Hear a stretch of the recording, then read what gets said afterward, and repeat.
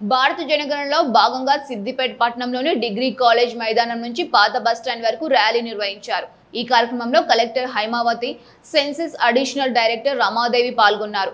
జెండా ఊపి ర్యాలీని ప్రారంభించారు. ఈ సందర్భంగా మాట్లాడుతూ బ్రిటిష్ వారి సమయంలో తొలిసారి జనగణన సెన్సస్ జరిగిందని పేర్కొన్నారు. స్వతంత్రం వచ్చిన తర్వాత నేడు మనము జరుపుకునేది 16వ సెన్సస్ అని అన్నారు. ఎంతో ప్రాముఖ్యమైనటువంటి ఈ జనగణన అండి. ఎందుకంటే మనకి బ్రిటిష్ వాళ్ళ పీరియడ్లో మనకి ఫస్ట్ టైం సెన్సెస్ ఆపరేషన్స్ జరిగినాయి.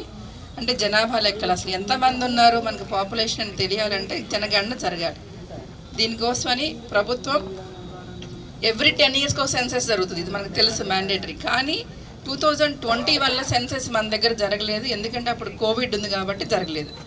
అందుకోసమని ఈసారి మనకి ఇప్పుడు సెన్సెస్ 2026-27లో సెన్సెస్ గణన జరగబోతుందండి.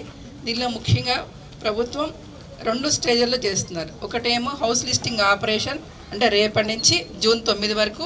తర్వాత పాపులేషన్ సెన్సెస్ నెక్స్ట్ 2027లో జరుగుతుంది.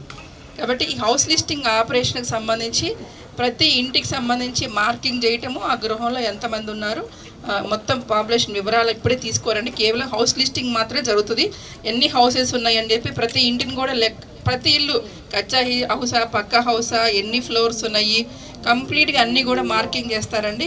మీ దగ్గర ఎవరైనా మార్కింగ్ చేయకపోతే మార్కర్తో తప్పకుండా మీరు ఖచ్చితంగా కన్సర్న్ తహసీల్దార్కి కానివ్వండి, కన్సర్న్ మున్సిపల్ కమిషనర్కి కానివ్వండి, కన్సర్న్ వార్డు ఆఫీసర్కి కానీ తప్పకుండా తెలియజేయాలి.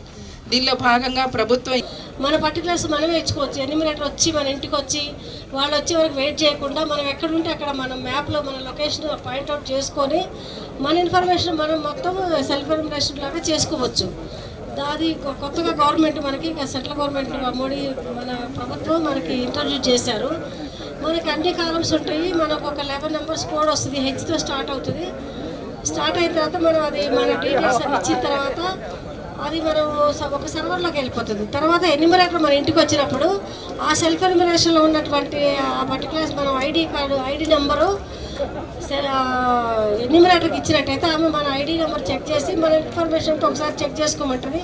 మొత్తం ఒకసారి చెక్ చేసుకున్న తర్వాత మనం దాన్ని వాళ్ళు ఓకే చేస్తే మనం ఓకే అంటే ఆమె ఓకే చేస్తారు, సింక్ చేస్తారు. చేసిన తర్వాత అది మెయిన్ సర్వర్లోకి వెళ్ళిపోతుంది. అట్లా మన సెల్ఫ్ ఎన్యూమరేషన్ మనం చేసుకోవచ్చు. ఒకవేళ మనం ఐడి నెంబర్ మర్చిపోయి మనం ఏదైనా అయినా సరే మనం మళ్ళీ ఎన్యూమరేటర్ మన ఇంటికి వచ్చినప్పుడు మళ్ళీ ఫ్రెష్గా డేటా కలెక్ట్ చేసుకుంటారు. మనం ఐడి మర్చిపోయాము, అయ్యో ఎట్లా ఏంటి అనేది